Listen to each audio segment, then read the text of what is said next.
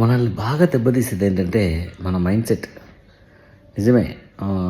మన mind set అంటే మనం ఏ రకంగా ఆలోచిస్తాం, దాన్ని ఎంత సంక్లిష్టంగా ఆలోచిస్తాం, ఏదైనా వదిలిపెట్టగలుగుతున్నామా లేదా, ఏదైనా కష్టంగా ఉందంటే దాన్ని ఎలా సాల్వ్ చేయగలుగుతున్నాం, దాంట్లో సూక్ష్మంగా వెళ్తున్నామా లేదా, ఇవన్నీ కూడా మన మైండ్ సెట్లోకి వస్తాయన్నమాట. సో ఇవన్నీ కూడా మనల్ని చాలా చాలా చాలా దెబ్బతీస్తూ ఉంటాయి. సో శత్రువు కంటే కూడా, పరిస్థితుల కంటే కూడా మన మైండ్ సెట్ మనల్ని చాలా దారుణంగా దెబ్బతీసింది.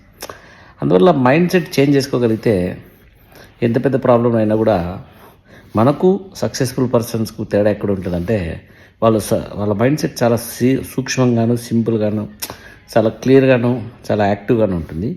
సో నాకైతే అది చిన్నప్పుడు లేదనమాట. కొద్ది వయసు వచ్చినాక కూడా చాలా షార్ట్ టెంపర్డ్గా, చాలా అగ్రెసివ్గా ఉంటాయి. మెల్లమెల్లగా మెడిటేషన్లో నాలో ఇంప్యూరిటీస్ అన్ని తొలగిపోయే కొద్దీ సో ఈ చేంజ్ అనేది చాలా బాగా చూస్తున్నా. అందువల్ల మన మైండ్ సెట్ చేంజ్ అయ్యి మనం పాలిష్డ్గా అయితే తప్ప పరిస్థితులను, మనుషులను, సిచ్యుయేషన్స్ను మనం హ్యాండిల్ చేయడం మారదు, మన ఫ్రస్ట్రేషన్ తగ్గదు. కాబట్టి ముందు మీ మైండ్ సెట్ చేంజ్ చేసుకోవాలా, మన మైండ్ సెట్ చేంజ్ చేసుకోవాలా. సో దానికి నా వరకైతే ద బెస్ట్ మెథడ్ ఏంటంటే హార్ట్ఫుల్నెస్ మెడిటేషన్. ఎందుకంటే free of cost, online available, offline available, సింపుల్గా చేసుకోవచ్చు. Meditation, cleaning, bed time prayer and నిరంతరం మాస్టర్ గారి సర్వీసెస్ మనకు 24/7 ఎప్పుడు కూడా అందుబాటులో ఉంటాయి. దానికి తగ్గట్టుగా 16,000 మంది ప్రిసెప్టర్స్ కూడా అందుబాటులో ఉంటారు.